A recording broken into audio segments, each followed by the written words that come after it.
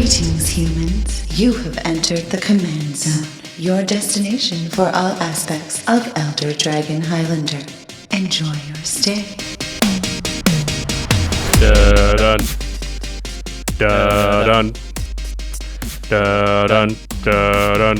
Da-dun. Da-dun. Da-dun. Da-dun. Da-dun. Da-dun. Da-dun. Da-dun. Da-dun. What's up, everybody? You are watching / listening to the Command Zone podcast. I'm your host, Jimmy Wong. How's it? It's Josh Lee Kwai. That was an easy one. That was an easy one. It's time for our Commander 20, C20, Commander Ikoria. I'm not even sure what they're calling this set exactly, but it's our preview card time. Yeah, that's right. The precons are here with the main set of Ikoria Lair Behemoths. It's the first time they've ever done something like this, and it's really exciting. So that means we've got some really cool preview cards as well. Yeah, and cards. Yeah, that's right. That's right. Oh, spoiler. Spoiler alert. Spoiler alerts. We have 2 cards, and one of them might be at least partially a shark. As you may have just to surmised. tie it into that opening song. Yeah. But before we get into exactly what our cards are, we need to shout out our sponsors. As always, if you want to pick up these Ikoria cards, either from the main set or the Commander products, you can pre-order right now at cardkingdom.com/commandzone. Woo. That affiliate link really does help out all of our content. It's one of the ways that we support our team of editors, keep the lights on around here, and you're going to buy Magic cards anyway. Yeah. I mean, if you're a Commander player, this is Commander Christmas time. You're definitely buying a lot of this stuff, if not all of it.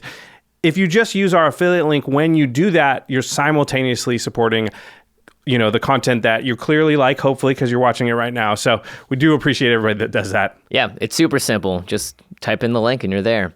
Another sponsor of the show, one that we love very, very much, is UltraPro. Of course, when new sets come out, especially when the new Commander sets come out, there is tons and tons of themed product to go alongside it. I know I'm always excited to get a new playmat around this time of year. In this case, it's happening in this part of the year instead of August or whenever it used to be. And I'm really excited that UltraPro makes the best products on the market. They've been making them for the longest time. I have playmats that I've rolled up and kept in storage for years. I unfurl them and they look brand new, just like the first day I bought them. So if you want that supreme quality, as well as protect the cards that you know are going to be worth something, make sure you use UltraPro products. And the final way to support all of our content is directly if you go to patreon.com/commandzone. You can contribute directly to the show, and you can talk with Jimmy and I on Discord each and every day. You also get to do things like watch game nights earlier than anybody else. There's a lot of perks. Patreon.com/commandzone is where you can go to find out about all of that. And we shout out one lucky patron every single week. So this week's episode is dedicated to Will Valentine. You be my? You rock. That has to be a joke that people have made about his name. I'm sure it has. What's your middle name? We You missed. be mine? Yeah, we missed good timing by a few weeks here, maybe about a month. Sorry about that. The randomizer, it's just a little late. Real quick special announcement or an announcement. I don't know if it's special. Both of our preview cards are from the Timeless Wisdom, the Jeskai Cycling deck, and we are also going to be doing the full deck reveal for that deck on Monday, April 6th. So at the time you're watching this, if you're watching it right when it came out, it's Saturday. In a couple of days, we're going to unveil basically all the reprints from that one deck. If you remember, last year we did the full deck reveals for all the decks. This year they are spreading that around to a bunch of different content creators like DJ from Jumbo Commander. Mitch is doing one, a few others. And so look forward to that on Monday. Yeah, and look forward to a lot of content coming from us. Normally, again, we were used to having this be later on in the year, but this is Commander Christmas, so we have tons of videos, including deck upgrades for every single one of the precons, and we're going to be talking a lot about the new Commanders, as well as the regular set as well. And if you don't want to miss out on any of it for all the Commander 2020 and Ikoria action, make sure you hit the subscribe button on the website called youtube.com/the Command Zone podcast. And there's also a little notification bell that pops up. And if you hit that, you will never miss a single release. And you might even get to comment first on the Game Nights episode, which I know is a highly sought after accolade. Yeah, that's we never ask everybody out there to subscribe. It really does help the channel. Yeah, we never do. Yeah, it really does help the channel when you subscribe. And this is the perfect time of year to do it. We got a bunch of bonus content coming out.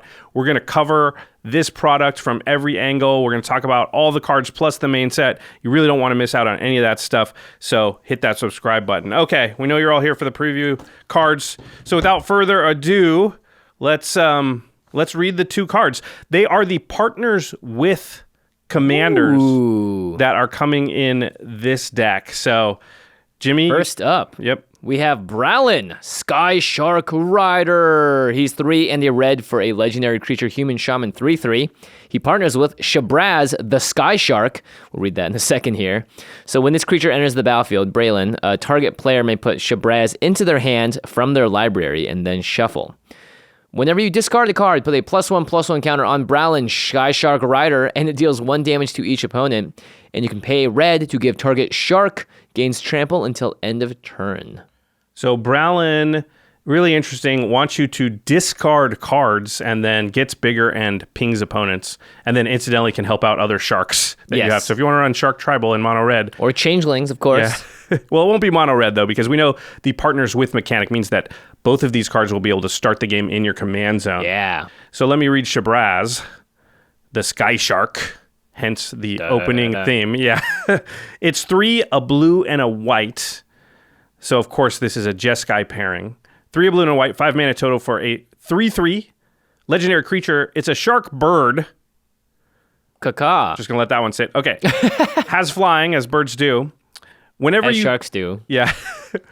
It says, whenever you draw a card, put a +1/+1 counter on Shabraz, and you gain 1 life. So, Brallin wants you to discard cards. Shabraz wants you to draw cards. Those things are related. Shabraz also has an activated ability. You can pay a hybrid Azorius mana. So pay either a white or a blue, target human gains flying until end of turn. So Brallin's going to jump on the Sky Shark, gain flying with his buddy, and then presumably... Brallin's going to give it trample. Yeah, and Brallin can give, Shabraz trample. So, interesting partner pairing. I think on the surface, when I first looked at it, I didn't understand... all the broken stuff you could do, and I sort of was like, yeah, seems fine. But then as we started to delve into it, and I want to take this moment here to say that, like, one of the awesome things about what's happened here at the Command Zone is we've built this team of editors that work on all our stuff, but they're all Magic players.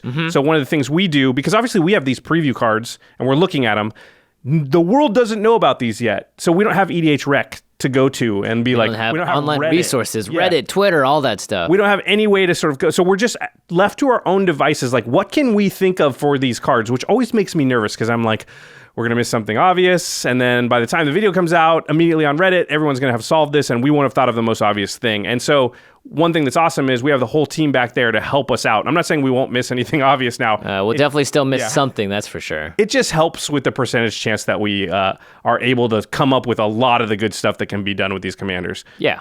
And we want to give you the best idea of what you could do with them. And these are a really interesting pair because, as you might know, again, these are in the cycling deck. But neither of these cards say cycling, but each of them interacts with cycling. Yeah, that's actually a really good point. Shabraz, when you draw cards off the cycle, likes it. Brallin, when you discard cards off the cycle, likes it.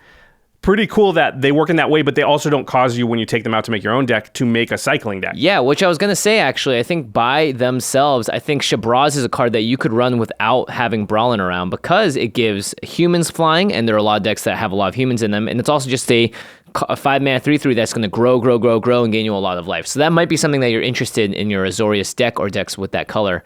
And Brallin is really interesting because this is just a mono red card that could fit into a lot of different shells. That's true because the activated ability is also red, so you can put it into the 99 of a lot of decks. I also think that Brallin is very, very powerful all on its own, and paired with Shabraz, of course. Because if you're going to have it in your command zone, you might as well have Shabraz in there so you can just put some... It doesn't really cost you much. Even if your deck was mostly mono red, you could still just open yourself up to having some white and blue cards. So let's talk about some of the cool stuff, cool synergies, cool combos we see with these two cards. Again, this is not meant as a full deck tech. It's just kind of meant to give a taste. Yeah, a little inspiration. Yeah, some inspiration out there. We're hoping we can be your muse. Just the cool things we see off the bat with these cards. So I think the first thing everybody here on the team thought of for both cards is wheel effects. Yep. Because that's a way to draw a lot of cards and discard a lot of cards all at once, which is what both these partners want to do. So Wheel of Fortune, the classic one, everybody discards their hand and then draws 7 new cards. Reforge the Soul is a version of that. That you could do off the top of your library for a lot cheaper. Now, keep in mind, Brallin says whenever you discard a card, so it's going to count every single card you discard, too. So if you just happen to have 20 cards in hand and you Wheel of Fortune, you're going to discard 20 and draw 7, and your opponents will each take 20 damage. Yeah, that's pretty significant. Now, just by itself, it feels more like an aristocracy type effect. It's a little bit of damage here and there. Boom, hits them for a little bit. But yeah, what's interesting is when you do stuff like wheel effects or you're discarding a large number of cards. I really like Windfall because Windfall is a wheel effect, but you discard cards equal to, you discard your hand, and then you draw cards equal to the greatest number of cards discarded this way. So you might end up with a ton more cards. So, if somebody has 14 cards and you Windfall, you might discard 6, everybody takes 6, but now you have a ton of cards. Presumably you're going to discard some of them again, deal more damage. Yeah, and it's also good to note that a lot of cards don't actually say discard on them, the types of wheel effects that you might be thinking of right now. For instance, Teferi's Puzzle Box does not discard the cards. It places them into a new zone. So you have to be careful to make sure that you read the text to see if it synergizes with Brallin. Yeah, Winds of Change and Molten Psyche are 2 other wheel effects that do not discard, and I think they're not even close to as good. They'd still work with Shabraz, of course, but not with Brallin. A cool card that somebody came up with here that I've totally forgotten existed. Yeah, I actually love this card. Yeah, it's called Fateful Showdown. It's 2 red for an instant, and it says Fateful Showdown deals damage to target creature or player equal to the number of cards in your hand, and then you discard all the cards in your hand and draw that many cards at instant speed. So it's removal with a wheel at instant speed. With potentially a ton of damage and then making a Brallin very, very big. Yeah, and it can deal damage to target creature or player. Right. So if you have like 15 cards in your hand, you can be like, hit you for 15, discard 15, hit you for 15 again. Yeah, that could just kill someone right on the spot. So pretty cool. I like that card a lot. There are obviously some wheel effects or wheel style effects that are not tied to instants and sorceries too. Yeah, and I think with a commander like this, or if you're putting this in the 99, you're going to want to be able to do the effect more frequently than just a single one-off in an instant. So Forgotten Creation is one of those skulk creatures from Shadows of Innistrad that we may have all forgotten about. I forgot Skulk even existed. Yeah, we did too. 3 in the blue for a 3/3 zombie horror, and it has Skulk, so it can't be blocked by creatures with greater power. Irrelevant. What is relevant is at the beginning of your upkeep, you may discard all the cards in your hand if you do draw that many cards. So this is a one-sided wheel effect, but is great in those decks that want to be chugging through their deck or are happy to discard cards and just get a new grip. And with Brallin, tons of damage to your opponent. Shabraz will get a lot bigger. You'll gain some life. Yep. Synergizes with both sides. I like that a lot. Memory Jar is another one that we thought of. Yeah, it's 5 mana for an artifact. You tap it and sacrifice the Memory Jar, and then each player exiles all cards from his or her hand face down, draws 7 cards, and then at the beginning of the next end step, each player discards his or her hand and returns to his or her hand each card that they exiled earlier. This is interesting because I could see scenarios where you activate Memory Jar, find a wheel within that 7, wheel, maybe wheel again, and then at the end of that turn, discard whatever you've got left. So you might do like 17 to 20 damage and then just go back to where you were. Yeah, if your deck is packed with wheel effects. Yeah. Not only that, but you're also churning through everyone else's hand as well, which is always fun. Shabraz is getting huge in there and maybe swings in for 20 in that one turn also.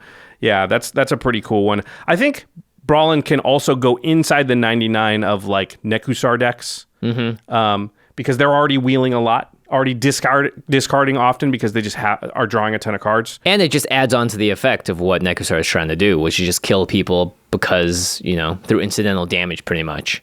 Locust God is another deck that might think about running a Brallin just because, again, they're wheeling a lot. And if they ever get locked out by like Pillow Fort effects where they can't swing in with the Locusts, this would be maybe a good alternate win con in decks like that.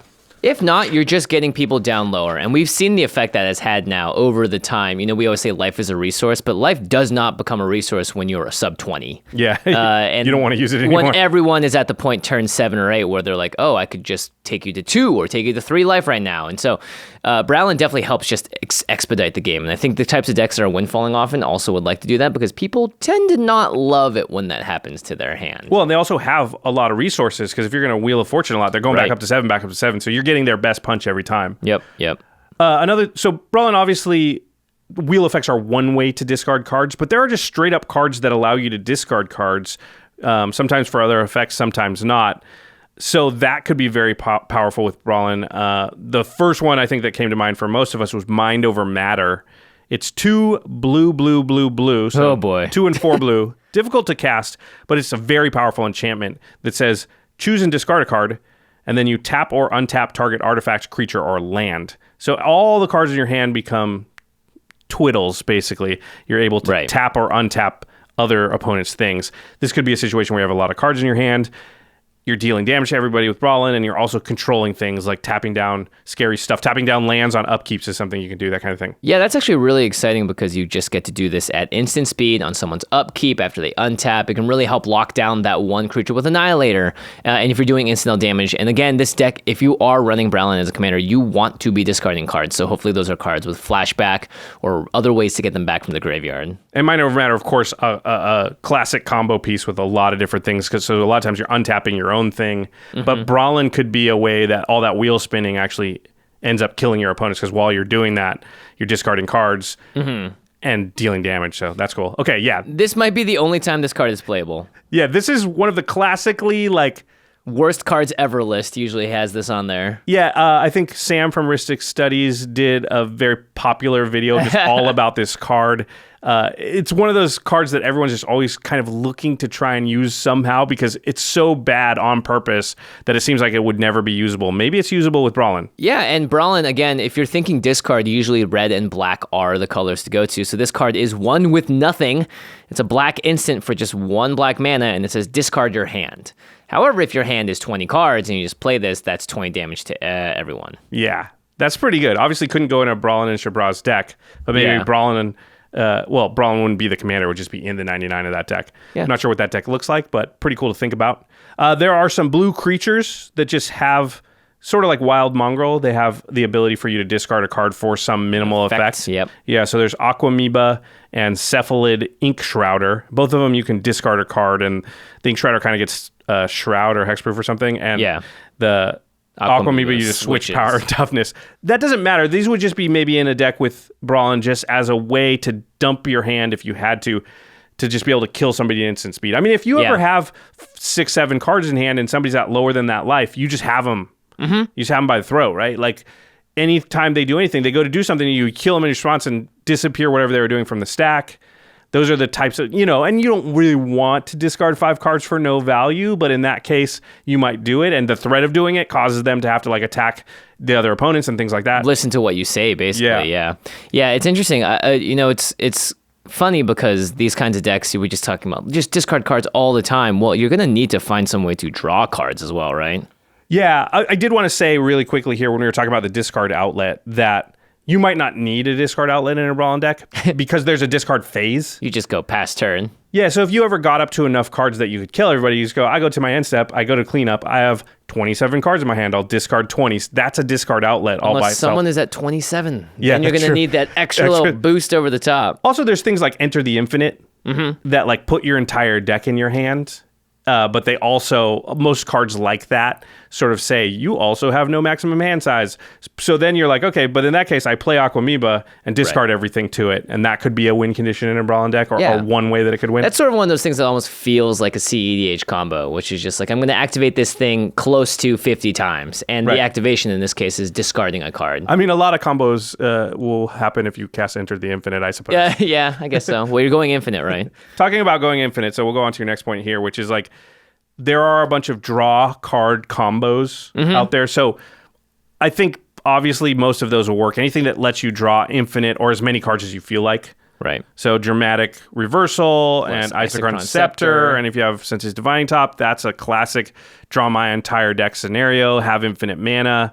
Assault Monolith, Rings of Bright Hearth, Staff of Domination, or any combination of a lot of things will allow you to draw your entire deck. And of course, in those cases, Brallin will win for you because you just discard down to hand size or whatever if you have one of these. Unless someone's at 70, 80 life, you're probably going to be able to discard enough cards to kill everyone. I don't think that particularly matters in this case because those combos already win with Thassa's Oracle or Laboratory Maniac or something anyway. So it's not like Brallin's adding another angle. It's just a different way to win and less reliable. So if you're doing that, Brallin's probably not that great. Yeah, they do go a little bit against what Labman and Thassa's Oracle do, which is not care about other people's life totals. But again, if you just need a little bit of extra reach, and like we said, just doing a little bit of damage over time can really add up. Okay, of course, Craig's suggestion was, well, just add Infect. Yeah. Why Why do that to 40 everything. damage when you can just do 10? In which case, 2 wheels kills everyone. Yeah, it's important to note that on the text, it does say that Brallin does the damage. So if you put Infect on Brallin, then you just have to do 10 to everybody. So that's actually... Yeah, that's actually one wheel and a discard phase may just do it. I mean, also just imagine a deck with Brallin as the commander, and then you just have a bunch of Infect creatures, get everyone to a round 3 Infect. Everyone's like, oh, we're not going to die. Brallin, discard, boom, you're out. So a couple of easy ways to give Brallin Infect would be Corrupted Conscience, which is a 5-mana enchantment that does it in blue, and then the classic Grafted Exoskeleton, Craig's favorite card maybe ever. It kind of looks like Craig on it, to be honest. I'm just saying that so he can Photoshop his face on there. And that's an equipment that gives Infect. Yeah. And can go in any deck, by the way. Just a heads up, if you ever want to get a little Infecty in your life. Good on Nekusar, too. Oh, gosh. Another thing that obviously pairs really well with Brallin is thinking about him not necessarily as the commander, but someone that just uses his ability to do incidental damage. And so discarding, rummaging, looting, all of those things are really, really powerful. Anya Falconwrath, who apparently is a CEDH commander. I didn't even realize this. This could be a great card to go alongside her. She's 1 black and a red for a 1/3 with haste, and you can tap her to discard a card and draw a card.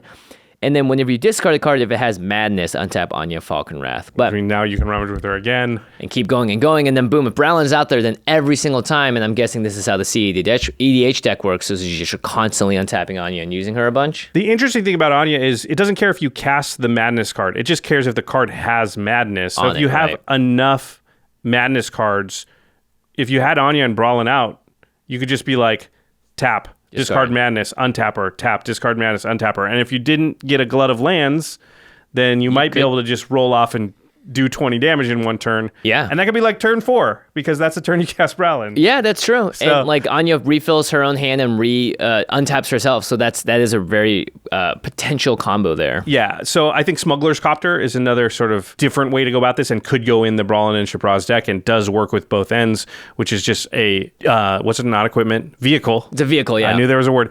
A vehicle that... crew cost. That loots. And so that's just a little bit of value. Pump Shabraz when you draw the card, do a little extra damage with Brallin. That's a more reasonable way than probably what Anya would do. And not to mention, Smuggler's Copter has been banned in pretty much every format that it's good in. So whenever I can play it, whenever it's great I can reasonably in Commander, play it in Commander, I play it. It's like Deathrite Shaman. It's just like very efficient. Yeah, and pretty cheap to cast as well. And then, of course, there's the big sort of one-time X-style, draw a bunch of card effects. So the classic ones are Sphinx's Revelation and Stroke of Genius, and these just say, draw a bunch of cards at instant speed. Yeah, and that's a way to make Shabraz really big, and then just have too many cards in your hand that you can discard to Brallin and sort of deal a bunch of damage out of nowhere. Pull from Tomorrow's another one. It's blue, and X for an instant. It says draw X cards, then discard a card. Hey, a little extra damage there. Yeah. This next one's actually really good.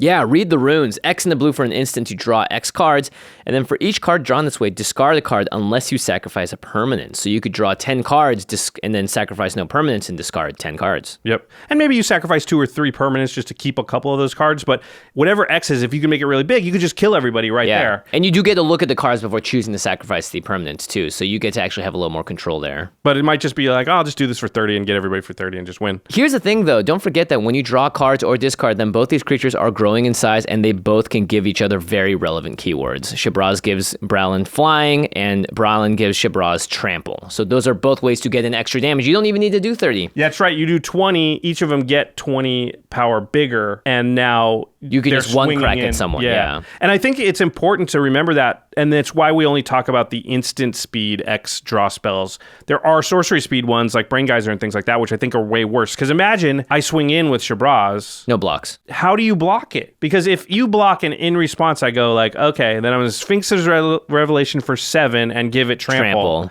And now it's like a 10-10, and each your thing, you still take a bunch of damage.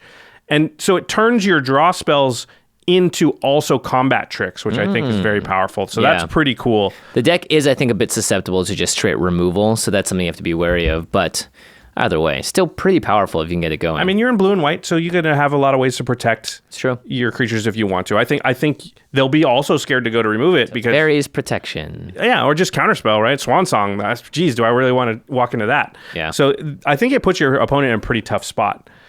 There's also a way to do a lot more damage in the classic red fashion. This card is actually destroyed standard quite a bit because its effect is, I think, way more powerful than people realize. It's Torbran, Thane of Redfell. He's 1 red for a 2/4 legendary creature dwarf noble.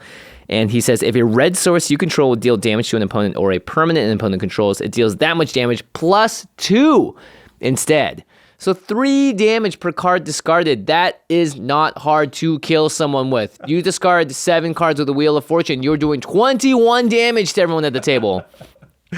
That's big timing. That is big timing. Yeah, it's similar to the infect thing, right? Like just a way to make Brallin hit a lot harder, or hit for a lot worse. Honestly, this is a really great too if you throw those 2 cards into a Neheb deck, because boom, you're doing a lot of damage, and because you're mono red, a lot of your draw involves discarding, because that's just how mono red rolls, unfortunately. There's also a way to sort of double up Brallin's effect. So this is not the first time we've seen this specific effect on a creature, or at least the part that deals damage to your opponents. But it wasn't on a legendary creature before. So in M20, there was Glinthorn Buccaneer, which is 1 red for a Minotaur, 2/4 with haste. But it also has the text, whenever you discard a card, Glinthorn Buccaneer deals 1 damage to each opponent. And it also has an activated ability for 1 in a red where you can discard a card and then draw a card, but you can only activate this ability if Glinthorn Buccaneer is attacking. Still, I think that adds up to, like, if you have Brallin and this out, now all of a sudden it's kind of like Torbran a little bit, where it's now half a Torbran. Yeah, or 2/3. This is half a Torbran, you're right. With Brallin, it's 2/3 of what Torbran and Brallin would be. Anyway, discarding cards with both out does 2 damage to all our opponents. Or, like you said, removal. People are going to be wise to it and be like, we got to kill that Brallin, otherwise we die. And then you have a backup in your hand that only costs 3 mana. Very good, I think. Yeah, I like Glinthorn Buccaneer. You forgot to mention that he's a pirate.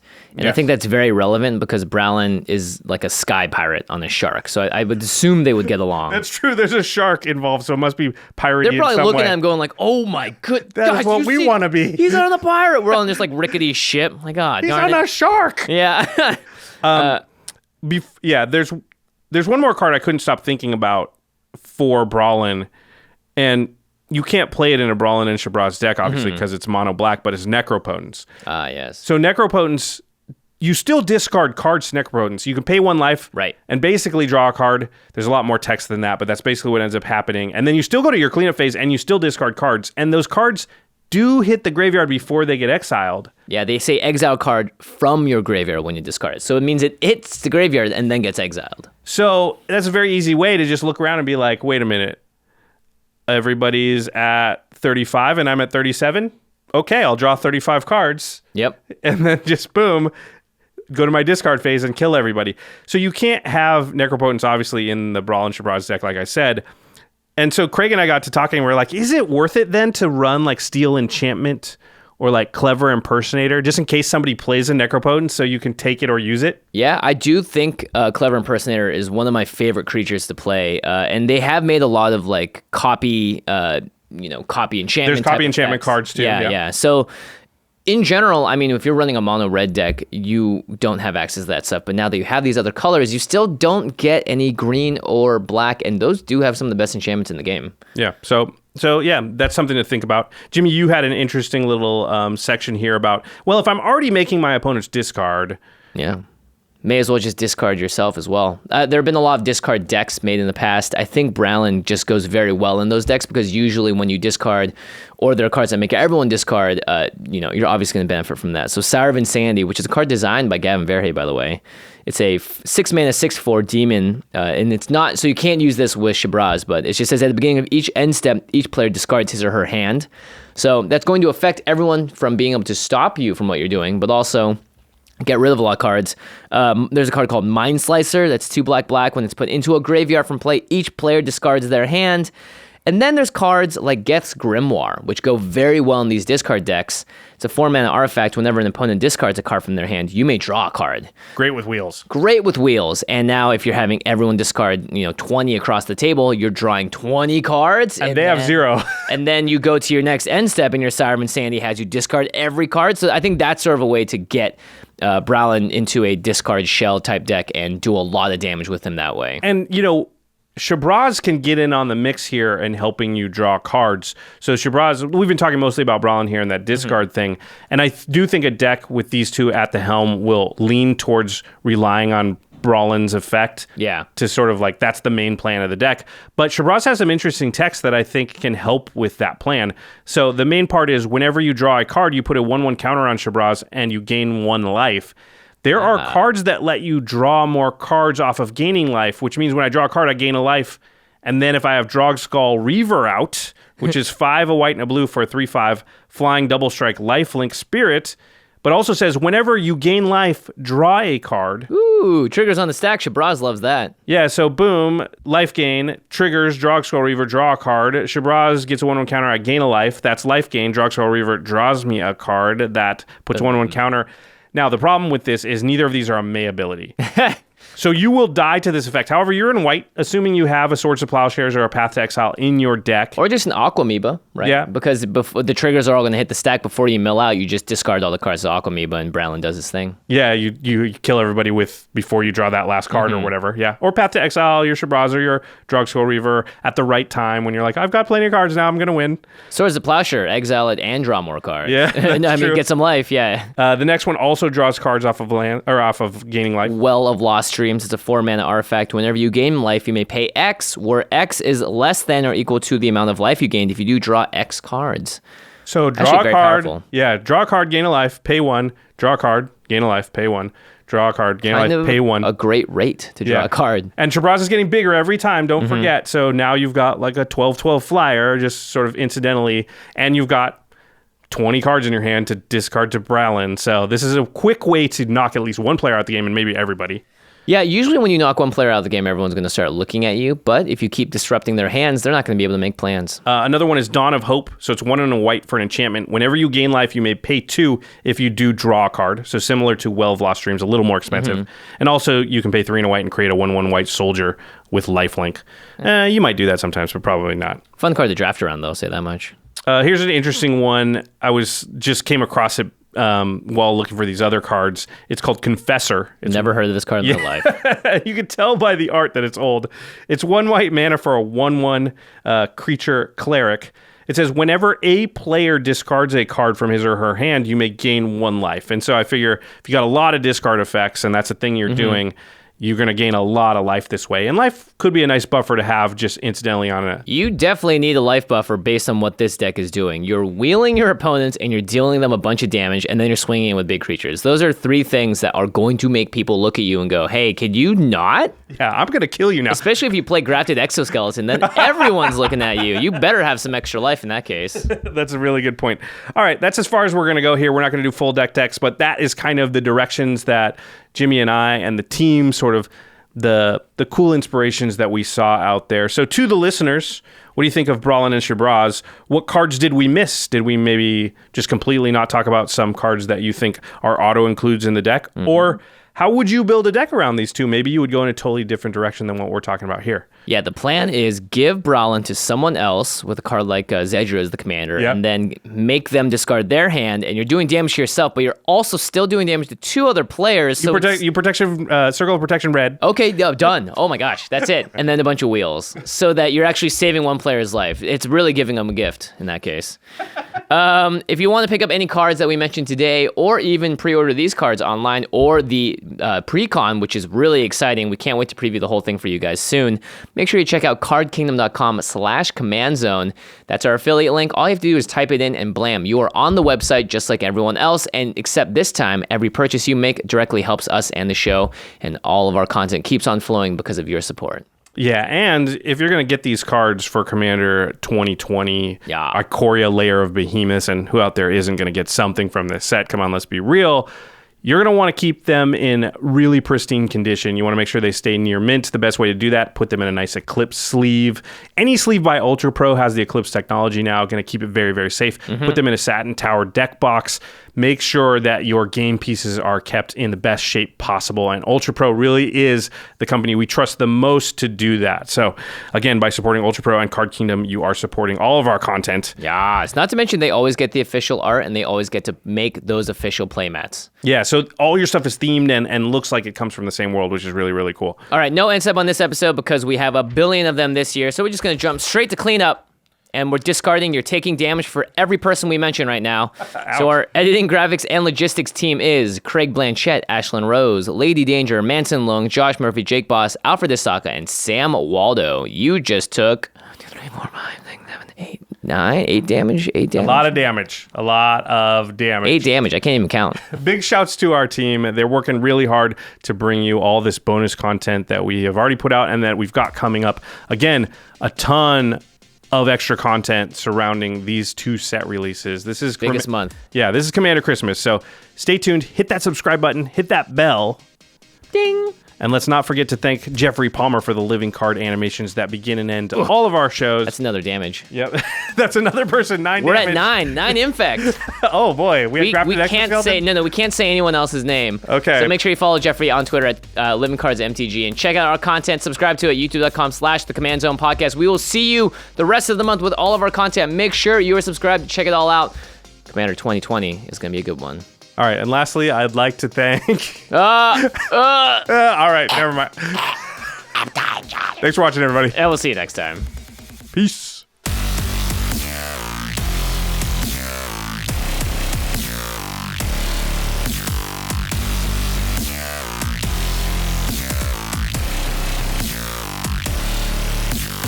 Thank you for your attention. For further inquiries, send an email to commandcast@rocketjump.com or ask us on Twitter @JFWong and @JoshLeeQuai. See you later, alligator. Greetings, humans.